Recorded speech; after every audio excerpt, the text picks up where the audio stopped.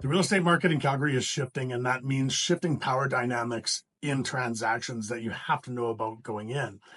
For the last 3 years, we've had mostly a seller's market across all of the segments. When you hit the market, the seller has all the power, especially if there's a lot of buyers lining up, multiple offers, lots of power for the seller. They know that they have choices. They can basically bully the buyers into doing what they want. They get to pick their own possession date. They get to basically name all of the terms.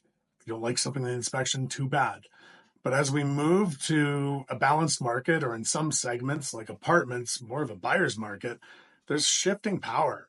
And the seller still has power when they're the ones on the market.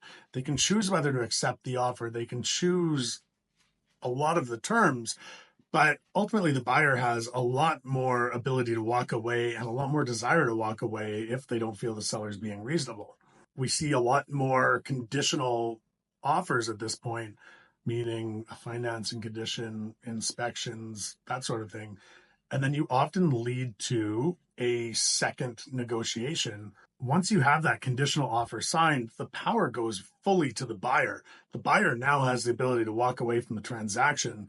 You've pulled the sale listing off the market for sometimes up to 2 weeks, and that just makes the listing cold if you happen to go back. So the buyer holds a lot of power.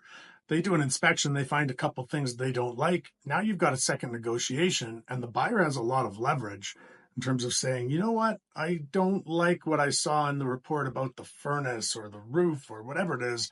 Can we take $4,000 off of that sale price? And the seller finds themselves in a tricky position. Do you give in to the buyer's demands, or do you go back onto the market with significantly less leverage than you had before? They're dynamics that we haven't had to look at very much for the last 3 years, and they're coming back into play now in a big way. And if you're a buyer or a seller, these are things that you should be aware about and ready to leverage to make sure that the deal that you sign works out for you.